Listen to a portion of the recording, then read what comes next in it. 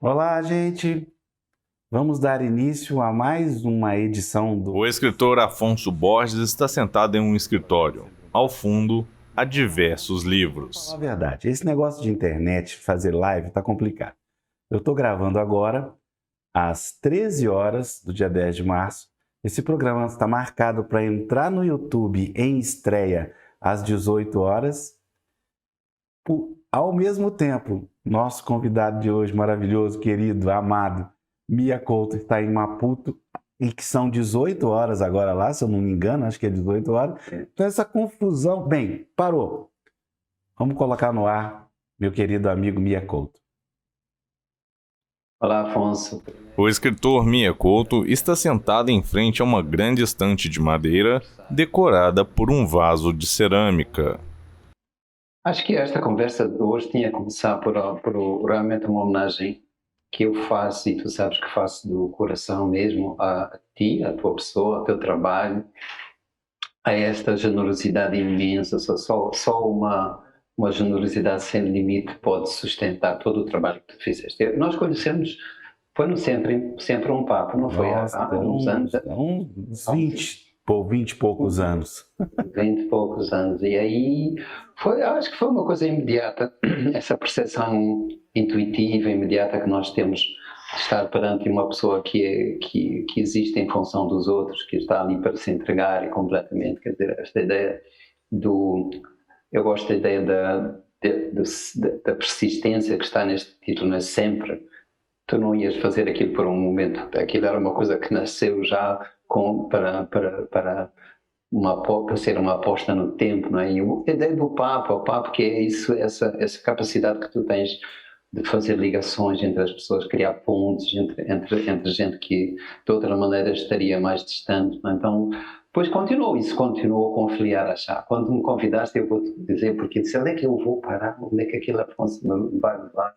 E de repente aquilo hotel parecia uma coisa de filme, é uma coisa de filme, não é? Ao mesmo tempo misterioso, tem um ar de decadência, tem um ar, digamos, se transformou na minha casa, numa casa acolhedora. E isso foi por causa da tua presença. Quer dizer, tu estivesses ou não estivesses num certo momento, num certo lugar daquele hotel, tu estavas sempre presente. Era como se fosse realmente uma forma de dar um abraço e essa generosidade, essa entrega depois realmente se repete sempre. Eu encontro-me contigo sempre nisso que tu estás tecendo, és um tecelão dessas relações, não é? Este grupo parece uma coisa simples de gerir, não é? Este grupo do Literatura e Liberdade, este grupo do WhatsApp, tu criaste e mantens, que isso é que é o mais difícil, não é?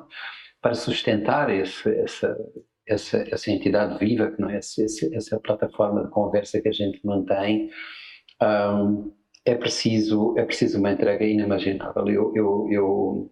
Eu tiro o chapéu porque tu fizeste mais. Agora falando de quem está deste lado, né? Os africanos deste lado, os portugueses do outro lado, o Brasil do outro. Tu fizeste mais tu sozinho do que instituições que têm vocação cultural, política, diplomática de fazer.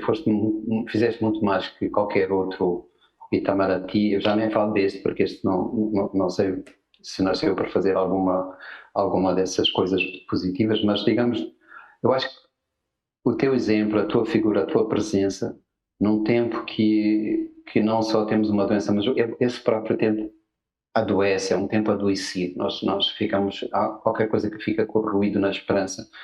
E de repente é muito triste pensar que toda a esperança virá de uma coisa que é técnica, que é uma solução, um, por muito que eu me ajoelho perante a vacina, não é? E esteja à espera que venha a minha vez para ser vacinado, mas por muito que isso aconteça, há uma parte, essa outra parte adoecida de nós só pode ter uma solução por via desta coisa humana, desta coisa que vem do afeto, que vem de uma coisa que é intangível e que tu transportas de uma maneira que é realmente única. Por isso eu te abraço daqui deste lado e não posso esperar por te abraçar realmente, verdadeiramente aí no Brasil ou aqui, quando és bem-vindo aqui a este lugar. Um grande abraço para ti, Afonso. Ai, ai.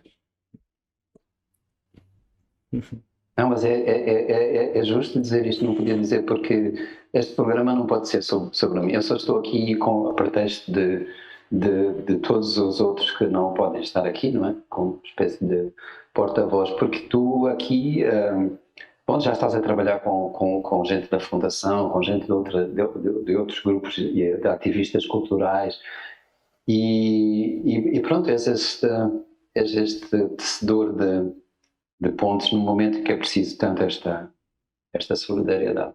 Pronto, já está. Pronto. Agora você me pergunta. Como diz o outro, arrumar a camisa. Vamos lá continuar. Vamos. Mia, muito obrigado, Mia. Mas também eu tenho a minha sessão elogio. Ontem eu desafiei o nosso querido Agualusa a definir Vossa Excelência. Eu sei que vocês são amigos de vida inteira. E ele deu uma ilustração maravilhosa. Ele disse: Mia é um homem bom.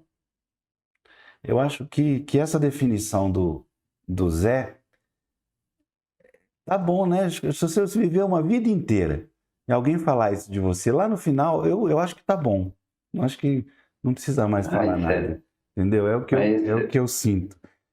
Mas eu tenho aqui que me recompor e tentar continuar a entrevista. Vamos lá. Vamos lá.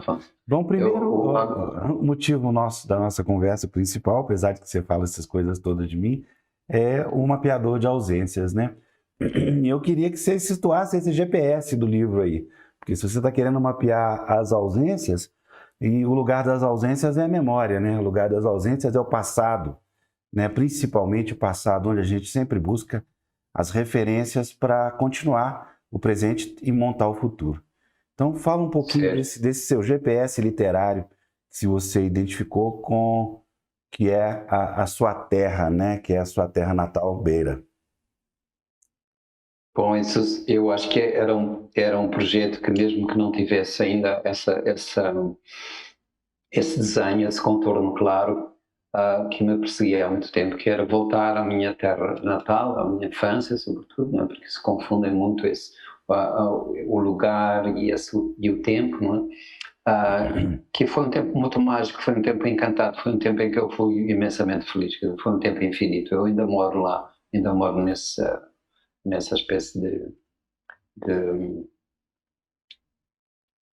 é como se eu percebesse que para voltar a nascer eu precisava de voltar lá, e esse era o meu lugar de eterno nascimento.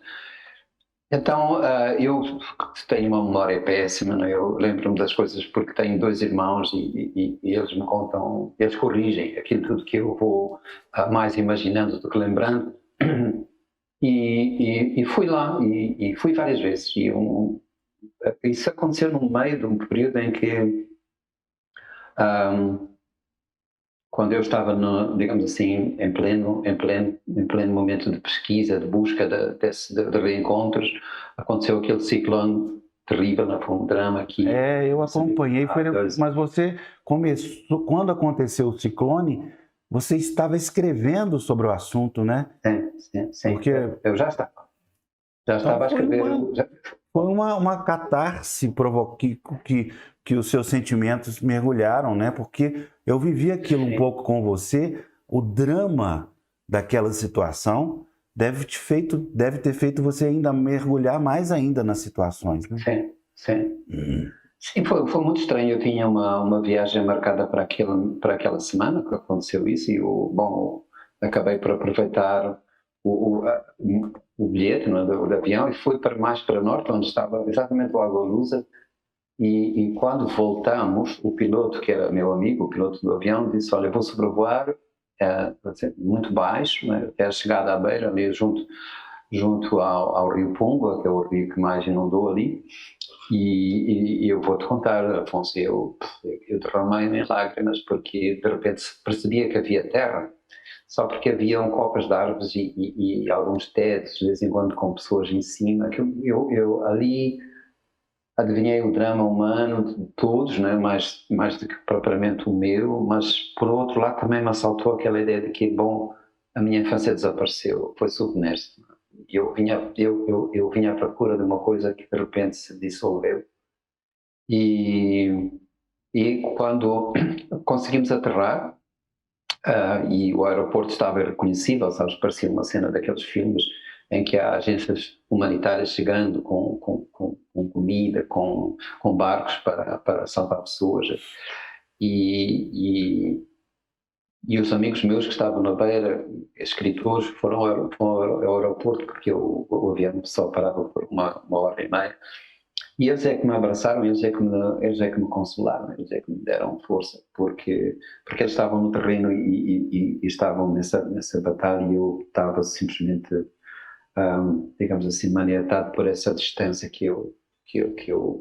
Foi a mesma coisa que aconteceu durante a guerra. Durante a guerra eu provavelmente sofri mais do que se estivesse na linha da frente, onde eu pudesse ter algum papel, digamos assim, alguma intervenção, que não fosse só esse espetáculo da tragédia à distância. Bom, enfim, o livro, para não demorar muito sobre isso, mas o livro foi feito inicialmente como se fosse uma celebração da Beira. A minha cidade chama-se Beira, é uma cidade litoral muito parecida com algumas do Brasil. E o que acontece é que eu fui percebendo que o livro era sobre o meu pai, e o meu pai, que era uma pessoa aparentemente ausente, não é? Que era um poeta, tinha uma ligação muito difícil com a realidade. Eu fui percebendo como é que ele inscreveu em todos nós, os 3 filhos, aquilo que nós realmente hoje somos. Não é? Ele foi o pilar, ele foi o fundamento, ele nos ensinou coisas que só a poesia pode ensinar, porque não era exatamente o que ele escrevia, mas a maneira como ele vivia, como ele enfrentava o mundo, como ele nos ensinava a ver aquilo que não era imediatamente visível, como ele dava importância às pessoas que podemos chamar de, aparentemente pequenas, as pessoas invisíveis, não é? Tudo isso, e de repente eu percebi que esse mapa que eu precisava era feito como se fosse feito em baixo relevo, era como feito uma inscrição da ausência. O meu pai foi essa ausência que me deu essa aparente ausência, que me deu a grande bússola para eu poder ser quem sou e para poder ser feliz.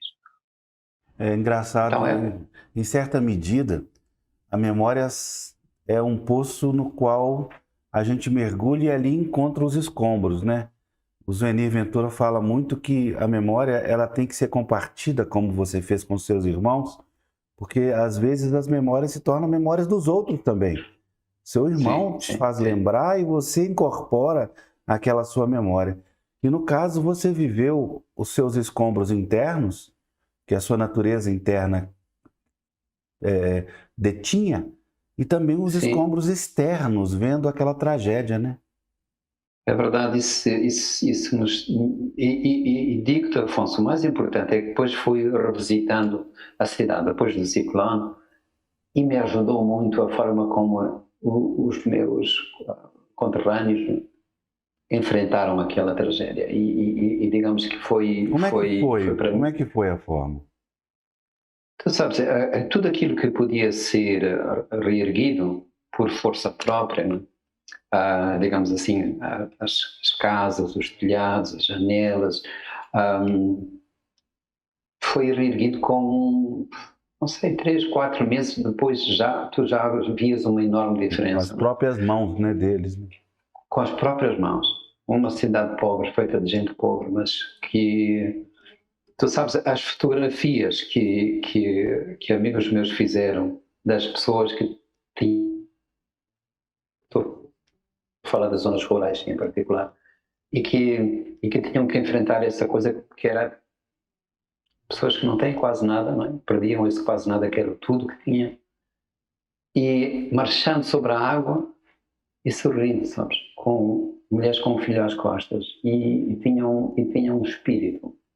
Havia qualquer coisa que sobrava, uma força, uma crença qualquer, que fazia que olhavam para a fotografia como se olhassem, sabes, com dignidade para um futuro qualquer que eles sabiam que tinham que reinventar, porque não é a primeira vez que acontecia isto. Infelizmente aqui é um certo fenómeno recorrente, cheio daquela região. Isso me deu uma força enorme para eu terminar o livro, para eu perceber que que existe essa teimosia, não é? Essa capacidade de resistir que está presente em todos os povos, mas aqui ao mesmo tempo há muito sofrido, porque este povo teve 3 guerras, agora temos mais existe mais um, não é? E aqui se enfrentaram calamidades naturais de uma dimensão inimaginável. Nós tivemos, Afonso, quando tivemos a Guerra Civil, nós tivemos 1 milhão de mortos.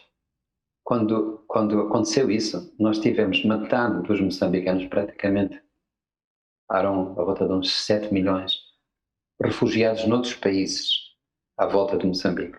Zâmbia, Tanzânia, Malawi, Zimbábue, África do Sul.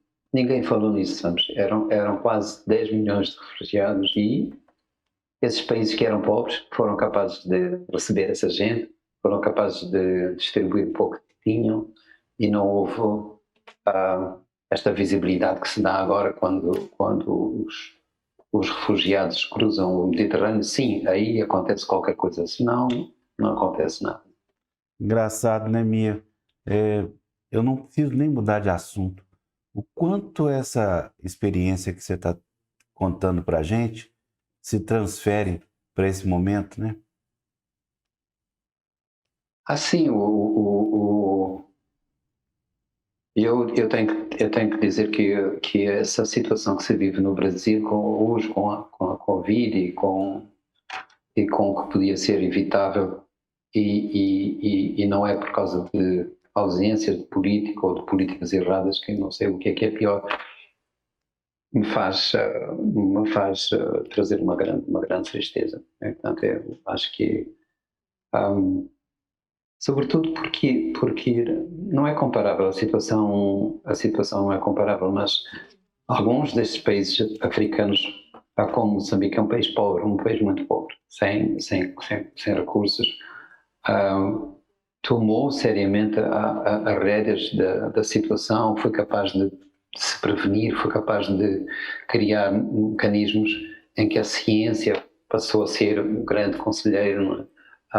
Eu já disse numa conversa anterior contigo, eu sou um mau biólogo, mas eu estou, por causa de ser uma pessoa da cultura, estou dentro da comissão científica, porque se percebeu, porque o governo moçambicano achou que era preciso que pessoas da cultura estivessem numa comissão científica como esta, porque enfrentar esta doença não é só um assunto da saúde, estrito, mas, portanto, a comissão, desde o primeiro minuto, e a comissão científica foi criada antes mesmo do primeiro caso da Covid ocorrer em Moçambique, a ideia era que a comissão tinha que incorporar isso. Tem sociólogos, tem economistas, tem gente da cultura, tem gente do direito, enfim. E depois tem, claro, a parte principal desta gente que sabe de epidemias e sabe de vírus e sabe de medicina, mas talvez por causa disso, não é só por causa disso, se calhar isso nem é o principal fator, mas por causa desta conduta que permitiu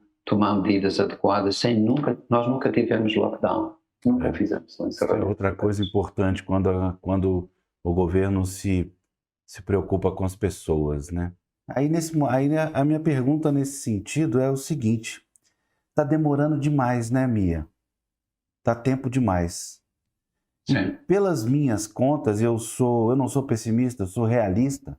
Eu costumo ler e ouvir o que as pessoas falam, sabe, Mia? E parece que as pessoas pararam de ouvir, né? As pessoas estão querendo ouvir só o que lhes faz bem. Mas a gente precisa parar e ouvir a ciência, ouvir as pessoas sensatas, porque isso vai durar, isso vai demorar. E se a gente tiver essa consciência de que vai demorar um pouco mais, a gente se prepara melhor. Você não acha?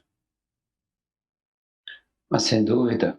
Eu acho que nós não somos diferentes agora. Eu acho que o que vem ao de cima agora, em situações de crise, é isso que acontece, é que vem à superfície alguma coisa que estava oculto e que éramos capazes de domesticar melhor dentro de nós, mas de facto de uma certa maneira, sempre escutamos aquilo que servia para confirmação das nossas próprias certezas, não é? Por outro lado, temos uma cultura que é muito pouco preparada para conviver com incertezas, com aquilo que não percebemos, não é?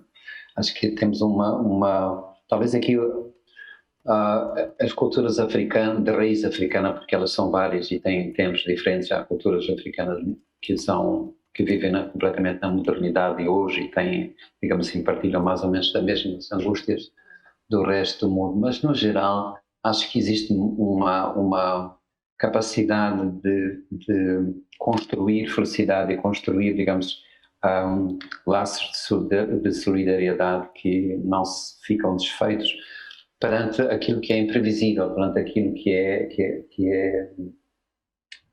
é o caos, vamos dizer assim, que está fora daquilo que a gente pode deixar de controlar. Acho que eu aprendi isso muito e para mim foi uma coisa que me ajudou que me ajuda a ser feliz, é ter esse convívio sereno com o que não sei, com aquilo que não consigo entender, com aquilo que não consigo prever. Acho que isso nasceu, é uma coisa que não vem do meu lado europeu, com certeza. E, e acho que este é um teste importante porque mas não devemos deixar crescer este sentimento agora de derrota, não é? Digamos assim, uma espécie de um luto que partilhamos, porque essa narrativa apocalíptica é uma coisa que já estava presente, não nasceu com este vírus, não nasceu com esta pandemia, mas Afonso, não há dimensão da nossa existência onde não se tente fazer prevalecer uma ideia catastrófica, não é? O clima, a natureza, a humanidade, tudo que se procura como sendo as grandes essências, os grandes pilares do nosso mundo, estão sendo assaltados por essa visão derrotista, não é? Esta coisa pessimista, não é? E é por isso que eu falei no início da importância de exemplos de construtores de esperança, de gente que é capaz, sem demagogia, sem intenção política partidária, vamos dizer assim, de uma maneira realmente desinteressada, ser capaz de construir respostas que são estas dos laços de solidariedade, dos laços de criação de pequenas luzes de esperança, porque este discurso apocalíptico, Afonso, dá imensa força à extrema-direita, aos populistas, aos que se apresentam como grandes messias, os grandes salvadores. Temos que ter atenção com quanta confiança damos à tristeza. Eu gostei dessa frase sua com relação ao aprendizado. As pessoas desaprenderam a aprender nessa pandemia, na minha opinião. No sentido literário, ou seja, da sua literatura, o que você aprendeu no sentido da sua natureza interior para enfrentar uma página em branco? Olha, a mim, eu acho que nunca enfrentei um sentimento de vazio. Primeiro, nunca existiu aqui uma situação de confinamento total, não é? Nós tivemos sempre, digamos, uma situação relativamente ligeira. É preciso dizer que em toda a duração da pandemia, neste um ano, portanto, vai fazer agora um ano de pandemia, morreram 650 pessoas em uma população de 30 milhões, não é? Para os números que existem em outros países, isto é praticamente nada. Portanto, nunca tivemos que viver de uma maneira tão dramática aquilo que se chama lockdown, o confinamento. Temos agora, pela primeira vez, tivemos um recolher obrigatório. Enfim, isto para dizer que a situação de solidão obrigatória, não é? Imposta a partir de fora, nunca me pesou tanto assim. Por outro lado, por uma coincidência de várias, não é? Essa é a minha resposta. A minha resposta é eu vou para a briga. Eu sou completamente sereno, sou um construtor da não briga. Mas quando existem estas situações, eu percebi, não por generosidade, mas porque assim sofro menos também. O melhor é saltar para o campo da batalha e fazer parte da briga. E, portanto, quando houve falta de, sei lá, de oxigênio aqui, eu andei batendo em portas, tentando encontrar saídas. Quando houve falta de camas aqui também, andei, não foi sozinho, quer dizer, não estou a tentar agradecer, e possivelmente o que eu fiz foi quase nada. Mas a sensação que estava na luta, que estava enfrentando esses demónios, né, me fez bem. Eu acho que não enlouqueci por causa disso. Olha, tá muita gente aqui na rede, eu agradeço a presença de todos, peço que as pessoas se inscrevam na página do Sempre um Papo, curtam aí a live e compartilhem, se quiser, que outras pessoas assistem. Eu agradeço aqui a Carla Rico, minha querida amiga, Flávia Suassuna, lá de Pernambuco, Luciana Cardoso, TV Poeta e Poesia, com várias mensagens, muito obrigado. Querida Lúcia Bettencourt está com a gente aqui também. Sim. Vacinou? Foi a Lúcia que vacinou, não? Vacinou ontem, se não me engano. Não sei.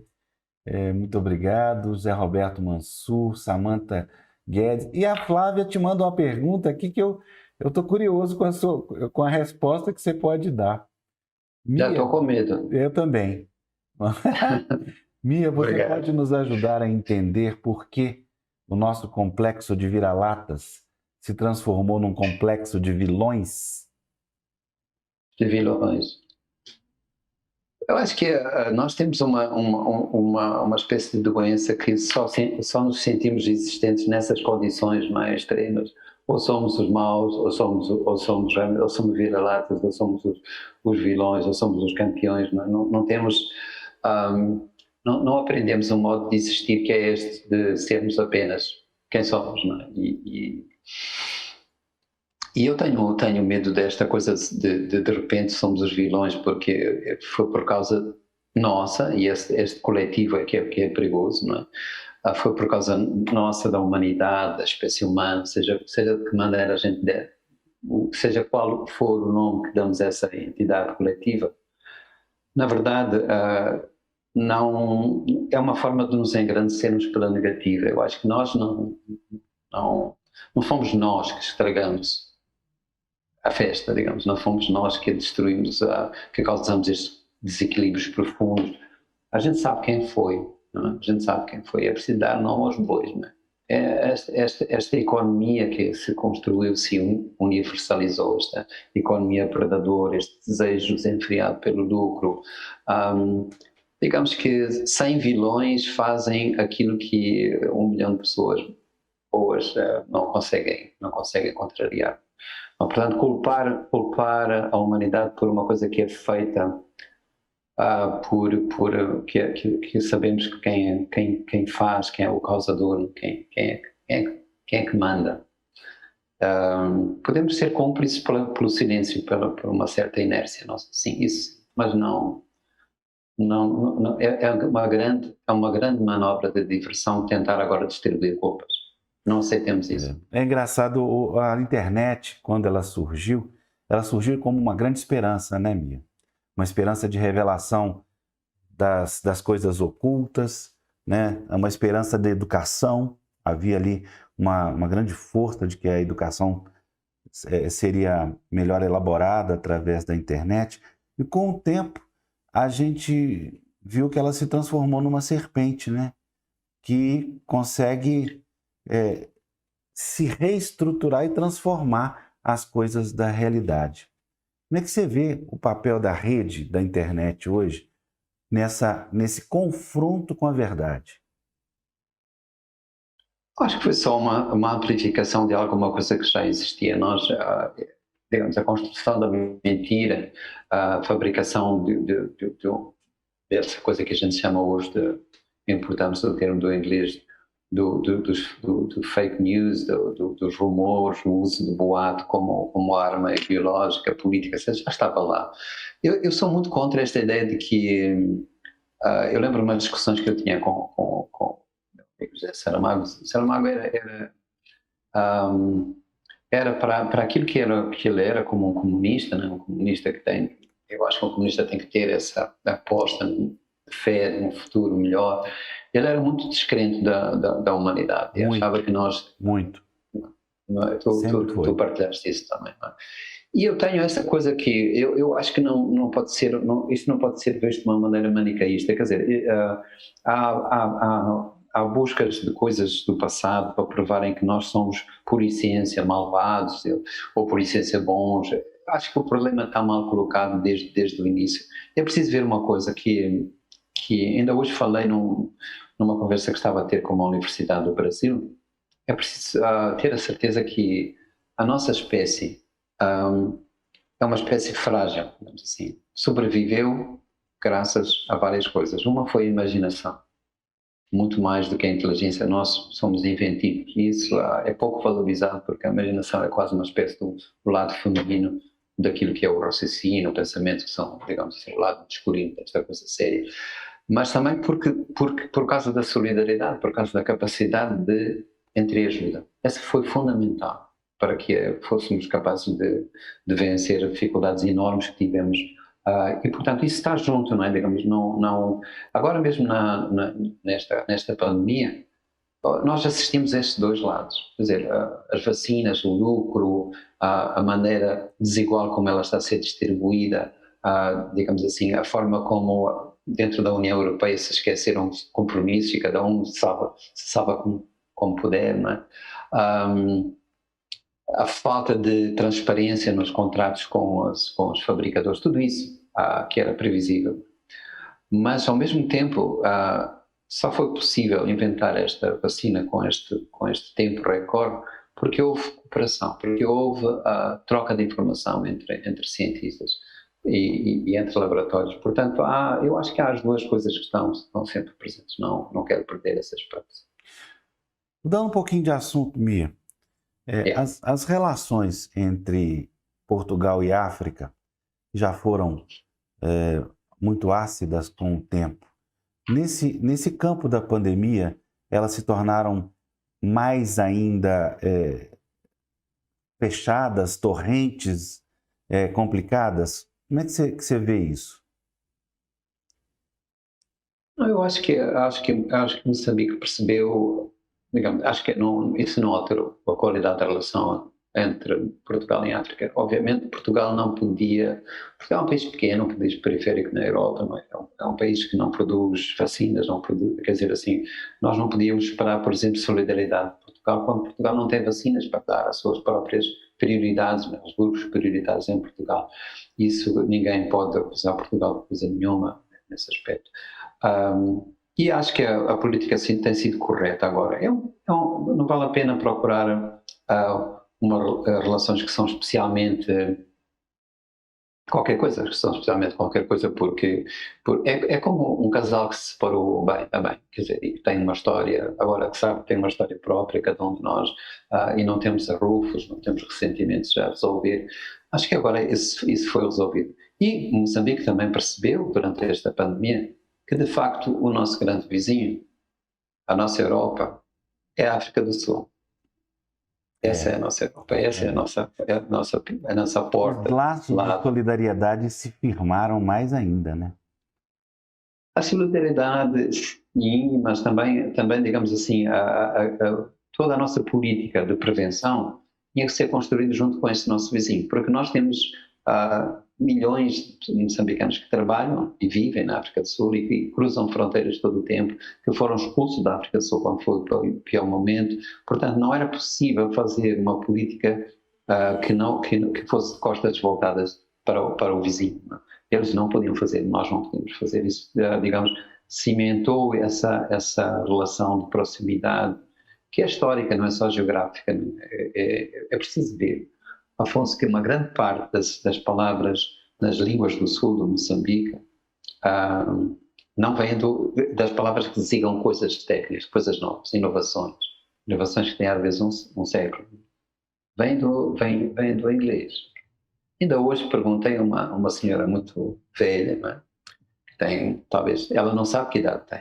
Ela vinha do campo e encontrei, ela conversou comigo e ela disse, eu perguntei-me quando é quantos anos tem? Ela disse, não sei. Eu nasci no ano da fome, da fome que se chama aqui, ela disse Jala Wanpek, Jala Yam Wanpek. O que quer dizer o ano da fome de um saco, pek no sentido de uma sacolinha. E isso significava que nessa altura, não sei, 80 anos atrás, o tempo era medido pelas fomes. Portanto, as pessoas nasceram na fome do gafanhoto, nasceram na fome. E esta, o Unpack, seria alguma coisa que ela própria não sabe, mas seria alguma coisa que ela, perante uma calamidade qualquer, ela recebia um pacotinho, uma sacolinha de alguma coisa, que fosse farinha ou arroz, não sei. Então, isto para dizer que o Unpack, há 100 anos atrás, não havia palavra, está incorporado na língua, como está glass para dizer óculos, como está a dizer garfo para dizer forroco, enfim, as próprias línguas foram tomando de empréstimo mais do inglês do que do português, por causa dessa relação histórica. O que no Brasil também é a mesma coisa. No Brasil também, a gente tornou palavras estrangeirismos praticamente brasileiros, né? Não tem parecido. Mia, voltando para o livro, a sua trilogia, você fez um livro que se desdobrou em vários. A minha pergunta que eu sempre fiz, até que eu sempre fiz, independente da questão do conteúdo, do tema dos livros, é por que você decidiu fazer disso uma sequência? Porque eu os li de forma independente. Eu não sei responder, para dizer a verdade, não sei responder. A história foi surgindo, eu não tinha plano. Não há coisa mais séria para mim do que escrever, mas eu não me levo muito a sério como escritor. Eu gostei daquilo que disse o Agalusa, porque se há alguma coisa eu tenho como empenho na minha vida, é ser uma pessoa, é ser um homem bom, como eu disse. Esse sim, se eu falhar aí, eu acho que é verdade. Então, eu escrevo dessa maneira muito caótica, quer dizer, eu sou assaltado por ideias. Essa ideia de revisitar um passado que se transformou numa ficção, e uma ficção que tem dois lados muito curiosos. Quer dizer, todo este passado recente, no sul de Moçambique, foi sendo refabricado pelos portugueses de uma maneira e pelos moçambicanos de outra maneira. E esses encontros davam equívocos muito, muito, muito, muito curiosos. Eu fiquei fascinado. Conta um para a gente. Olha, por exemplo, a maneira como por exemplo, em certas regiões que eu visitei, havia um relato dos portugueses que diziam, bom, a população gosta tanto de nós, tem tanto respeito por nós, que se oferece para nos transportar, aqueles nós chamamos de machila, não sei se aquela rede, não é? Como faziam com os escravos, não é? Ou como os escravos faziam com os senhores, aliás, e até cantavam de felicidade enquanto nos carregavam. E eu, quando fui visitar esses lugares, as pessoas ainda tinham a memória das canções que cantavam para xingar os portugueses que eles próprios carregavam, não é? E as canções eram todas construídas para... acho que o verbo brasileiro seria xingar. É isso? Xingar, xingar, não é? Para maldizer, se referindo de outra maneira, aqueles que eram os patrões, os antigos patrões. Mas os equívocos eram realmente enormes. Por exemplo, o equívoco como é que o exílio que o rei... há uma história muito bonita. Eu acho que o Agalusa partilhou no grupo da Literatura e Liberdade. É uma história muito bonita, que é o neto do rei de Portugal, vive agora em Moçambique, é um moçambicano, vive no meio rural. E ele podia chegar a Portugal e assumir, né, ser o descendente da monarquia portuguesa, vamos dizer assim, e o neto desse rei Mogoniana, do rei moçambicano, o último imperador moçambicano, é português e vive agora nos Açores, não é? Então, esses cruzamentos da história são muito curiosos. Sim. A estrangeira, Bárbara Porto, ela pergunta sobre a questão do racismo. Embora ainda haja muita luta pela frente aqui no Brasil, começamos finalmente a falar mais claramente. Mais claramente é ruim, né? Tá vendo? A gente tem que tomar até cuidado com as palavras. Falar claramente sobre o racismo é um absurdo, né? Falar mais abertamente, digamos assim, sobre o racismo, inclusive na literatura. Ela pergunta se você percebe esse movimento em Moçambique e como também o percebe no Brasil. Bom, em Moçambique nós temos um percurso que é diferente do Brasil, obviamente. Claro. Em Moçambique, há racismo, claro, que não deixa de haver, mas numa dimensão completamente diferente. É preciso. Eu gosto de dizer isto só porque a minha geração, juntou-se a uma luta, e eu sou filho de gente portuguesa, né? Obviamente sou de raça branca, mas a minha geração, que era uma geração já meio crioula, mas dominada por colonial, racista, portanto era abertamente, não havia aqui disfarce nenhum. Mas essa geração entregou-se a uma luta sabendo o que é que queria, não é? Sabendo que não havia aquilo que nenhum nós queríamos, como aconteceu, como veio a acontecer, um governo negro. Os governantes, portanto as pessoas que mandam em mim, que mandam no país, são todos negros, a polícia é toda negra, os médicos, etc. Então a minoria, os brancos em Moçambique, estou a falar dos brancos moçambicanos, são uma minoria de 5 mil pessoas ou 10 mil pessoas no máximo. Então não há aqui nenhuma situação comparável com a do Brasil, não é? Agora, eu noto que de facto é muito saudável que este assunto no Brasil esteja a ser colocado em cima da mesa e eu acho que não é preciso ter medo das palavras claramente ou abertamente. Eu acho que esse caminho de fugir da palavra não funciona.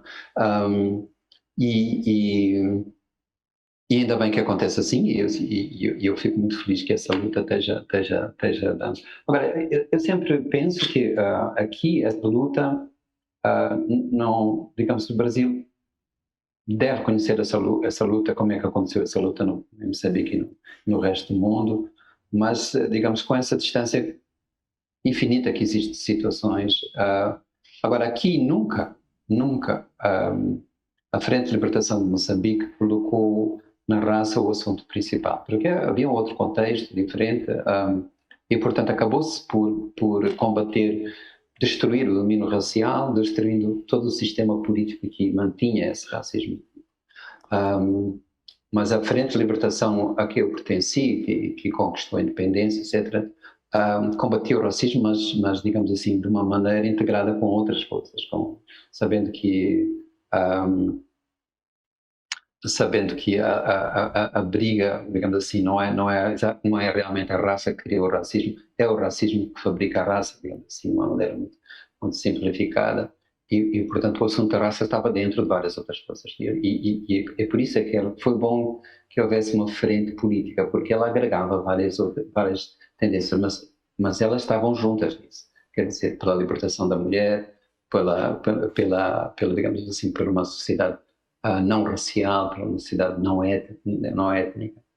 Não foi sempre o melhor caminho, porque logo a seguir a independência, portanto, a questão da raça e da etnia, etc., eram praticamente interditas de serem referidas. A ideia de Samuel Machel era dizer que isso era uma espécie de abolição, de cancelamento, não se falava disso só. E éramos todos moçambicanos e ponto final. Obviamente que depois seguiu-se um período em que isso foi falado, mas já tem outra dimensão. É preciso visitar Moçambique. É bom que os brasileiros visitem Moçambique, só para verem que esta luta é possível, ela pode ser ganha e pode ser ganha sem construindo pontes e diálogos, etc., mas sempre também com briga a sério. Pergunta capciosa. Você já sofreu algum preconceito por ser branco, de olhos azuis aí em Moçambique? Eu não tenho queixa. Eu acho que eu tenho queixa no sentido oposto, até porque muitas vezes em Moçambique há zonas há regiões aqui da cidade em que eu sou chamado patrão, okay? E isso é uma herança colonial. A única coisa é que isso foi redistribuído racialmente. Eu sou patrão, mas qualquer pessoa negra que tenha, digamos assim, esta representação do estatuto também é tratado da mesma maneira, tratado por boss ou patrão, etc. Mas um único caso, eu lembro-me num concurso há muitos anos e foi, o júri explicou-me, e não devia ter explicado sequer, que eu não ganhei esse concurso porque não convinha, porque havia um outro branco no júri e, portanto, ele não queria parecer que tinha votado em mim. Assim, uma coisa meio atabalhoada, mas acho que não. Acho que se alguma coisa continua a haver é algum privilégio que ainda sobrou do facto de se ter uma raça branca. Apesar de toda a luta que fizemos contra o racismo, ainda é um fator de privilégio. Você contou uma coisa ontem na live com o Zé Du, que eu já sabia, eu só queria que as pessoas soubessem, que é esse intercâmbio mental que você faz com os gêneros, né? Você está lá escrevendo um romance e te surgem poemas, surgem outras formas artísticas, digamos assim, de interferência na sua literatura. Queria que você falasse desse jeito tão bonito e tão colorido, digamos assim, colorido no sentido mágico de escrever. Bom, Afonso, eu quando me surgem as coisas, eu acho que entram sempre pela porta da poesia, sempre. É pela via da poesia que me chega qualquer coisa. Ideias mesmo. Eu acho que as contas, mesmo o facto de contas por primeiro, uma via poética, por isso é que eu saem sempre erradas. Mas pronto, as histórias, os contos, os romances, daquilo que depois vira prosa, ela tem esse modo de nascer. É como se eu fosse um músico frustrado e não sabendo fazer música fosse fosse essa linguagem mais próxima dessa coisa harmónica, melódica que é a música. Então, nasce qualquer coisa, normalmente assim, quase informe, né? Que tem simplesmente uma hipótese de um encantamento qualquer. Pode ser um personagem, pode ser uma ideia, e eu aí vou me apaixonando ou não por isso, e esse personagem tem que ganhar, no caso de um romance ou de um conto, ele tem que ganhar tem que ganhar autonomia. No fundo, eu acho que é assim que todos fazem, não?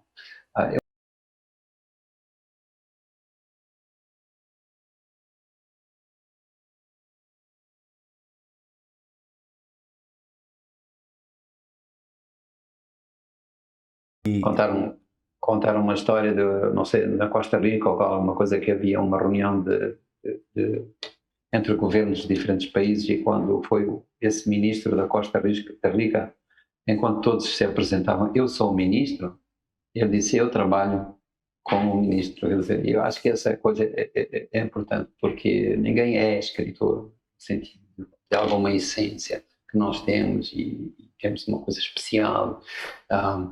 Não, eu acho que a gente está escritor e não é escritor. E te incomoda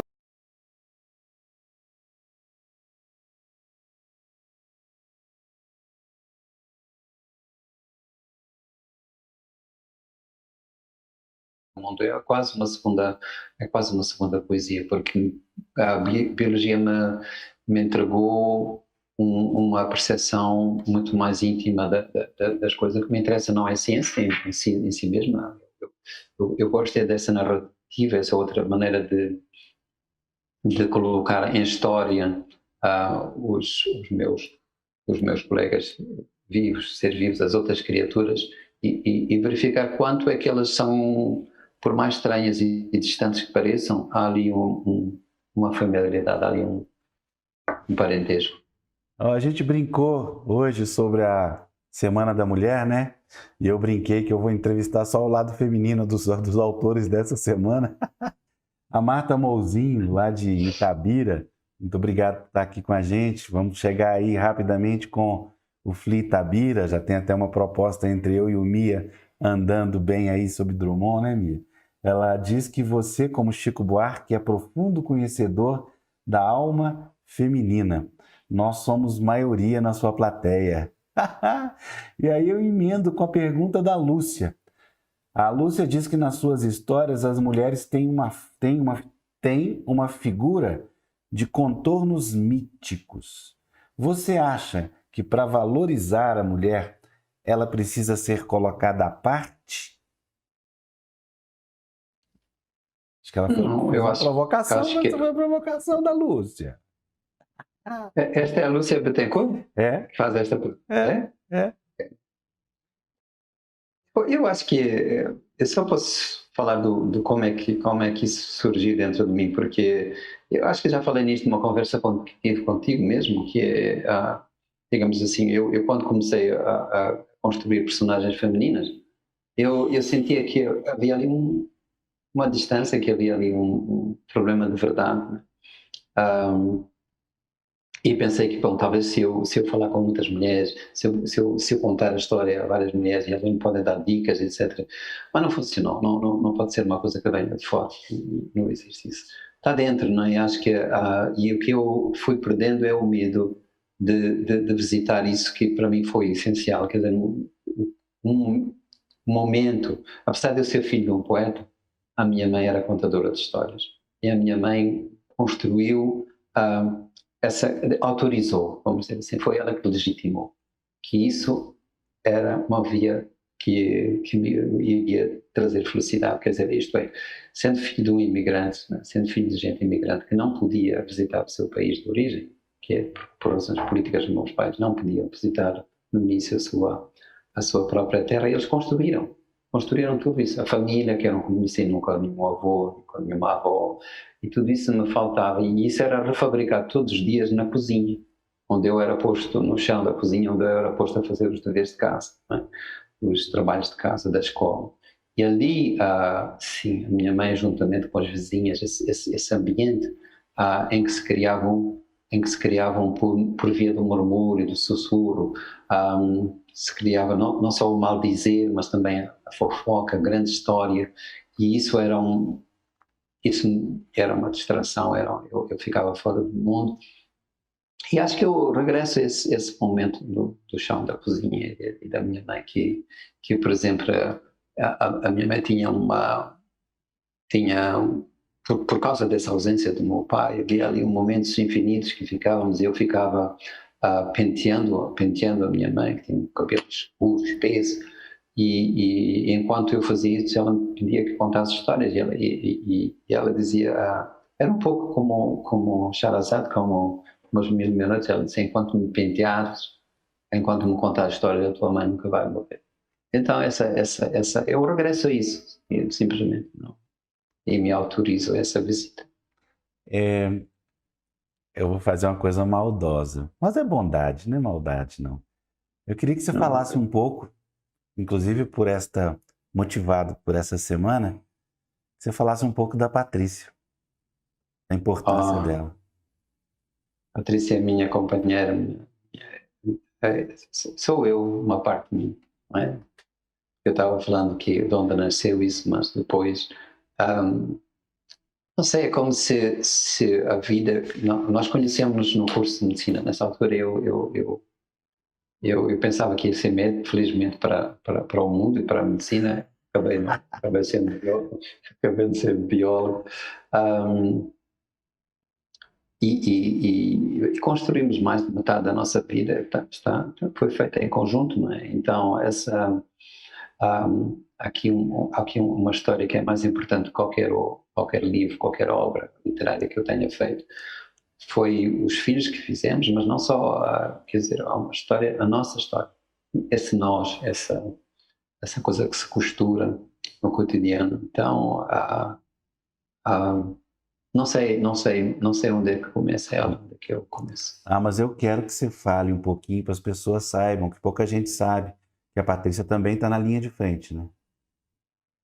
A Patrícia é uma heroína. Eu penso que ela está a ouvir que eu estou a dizer e não vai gostar, porque ela é uma pessoa que não gosta que isso seja dito, mas a Patrícia está na linha da frente, é uma médica, e eu lembro-me de ter dito uma coisa horrível, confesso, que no momento que estava a morrer aqui muita gente na cidade, e eu lhe pedi que ela pensasse, porque ela por causa da condição, pertencer a um grupo mais de maior risco, né, por causa da idade, etc.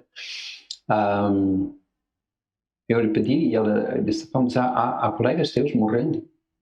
E ela disse exatamente por isso que eu vou continuar a ir ao hospital. E eu ainda me custa falar disso sem me comover, porque digamos assim, sem proclamação nenhuma, ela disse exatamente por faltar gente é que eu vou continuar a ir. E isso é uma coragem, uma força que eu não sei se eu teria.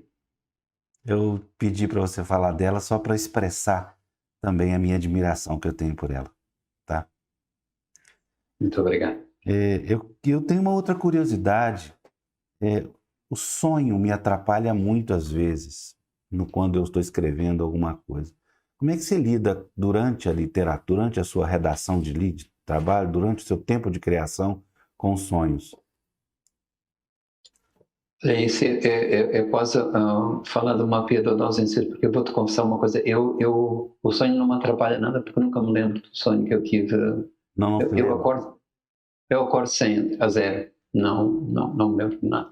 Eu sonho acordado, sim, como toda a gente, mas é uma coisa que eu brincava, porque a Patrícia e as minhas filhas acordavam de manhã, quando elas viviam aqui em casa, ainda eram mais meninas, então acordavam e trocavam sonhos e divertiam-se imenso, riam-se, e eu não tinha sonho nenhum para contar. Depois decidi que vou inventar sonho. E mentia, e percebi que realmente não mentia mais do que elas, porque de facto os sonhos são sempre reinventados. É como o passado que falávamos há pouco. Era como se, para dizer a verdade sobre um sonho, tivesse que haver uma linguagem sonhada. E eu pensei, bom, eu vou continuar a mentir assumidamente sobre aquilo que eu não sonhei. É uma forma de lidar com a realidade também, não tem problema não. Eu fiquei pensando no Ailton Krenak, naquela conversa que a gente teve, que ele disse foi tão saborosa, era uma pessoa extraordinária. Que ele disse que ao acordar todos se reúnem e vão discutir e conversar sobre os sonhos. E se tem no meio deles um ali que não sonhou igual, ele tem que dar um jeito de resolver a vida dele. Porque tem que estar sonhando coisa parecida. Mia, estamos chegando ao final. Agradecer todo mundo aqui que participou. Muito obrigado. Dizer e pedir para você encerrar para a gente falando dessa esperança próxima da resiliência, porque a palavra esperança tem muita espera, né? Então, é um momento que a gente tem que esperar, mas com muita paciência, com muita consciência, com exemplo, né? A gente tem que ser exemplo para as outras pessoas que não estão aí preocupadas com a vida dos outros, né, Guinha? Não é verdade, sabes, mas eu começo por confessar uma coisa, sabes que a palavra resiliência já me faz um pouco de comichão. Já. Eu acho que já está saturando. Gastou, né? Gastou. Gastou. Eu acho que temos que voltar às nossas palavras mais nossas, mais... De facto, a palavra resistência, por exemplo, não é substituída por nenhuma outra. E acho que... não, eu quero dar eu testei positivo, tive Covid atravessei um período que não tive quase sintomas nenhum, tive assim só um cansaço enorme e dores no corpo, mais nada. Portanto, não fui vítima de nada, não tenho nenhuma história heroica, gloriosa para contar. Mas a minha relação com o medo, porque nessa altura aqui na cidade de Maputo havia muita gente a morrer, não havia lugar no hospital e eu não sabia se tinha mais medo de entrar no hospital do que ficar fora. Eu pensei, é melhor morrer fora, porque os amigos meus que morreram dentro do hospital, eu imaginava uma coisa que era insuportável para mim, que era essa coisa solitária, asséptica, esse ambiente tão pouco humano, né, da sala de emergência, da sala de urgência.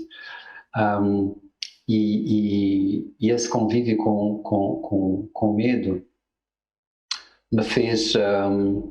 pensar que eu inscrevia num papel, que era só meu, os dias que faltavam. à espera que um dia eu tivesse uma situação agravada e era como um prisioneiro, não é, que vai marcando na parede o tempo que lhe falta para sair da cela. E isso me fez realmente pensar como é que é injusto este momento, como é que é preciso viver aquilo que é impossível de partilhar, que para mim é o mais que é esta coisa, como é que se ensina a ser generoso, como é que se ensina alguém a partilhar, como é que se ensina esse prazer de sermos outros, não é? E eu tive uma enorme felicidade, porque isso se aprende em casa, se aprende, eu acho que se aprende com amigos, se aprende no primeiro minuto, mas acho que talvez, lembro-me de um momento em que nós estávamos a fazer a Revolução Socialista e pensávamos que o chamado Homem Novo, era assim que se dizia na altura, ia nascer por razões políticas e porque nós estávamos a construir num regime de grande justiça social e isso viria automaticamente. E um dia, a mulher do Sr. Machel, a Graça Machel, era ministra da Educação e reuniu os escritores e disse, olha, não acredito, não tenham essa confiança. Se não criarmos na escola histórias que falem sobre a solidariedade, a amizade, a lealdade, essas pequenas coisas que são realmente as grandes coisas da vida, isso não vai surgir automaticamente, não surge. E ela nos estimulou para que criássemos histórias para crianças que depois realmente foram incluídas nos livros de texto dos meninos da escola. E então acho que se calhar faz falta que isso seja um programa prioritário. Eu ainda hoje estava a falar sobre uma coisa, porque como estás a ver, eu estou um bocado perdido nesta resposta, porque ela me comoveu. Porque para fechar esta coisa tão redonda, é assim, por exemplo, a biologia podia ser, a biologia é fantástica, tem respostas radicais para enfrentarmos com um novo olhar este mundo.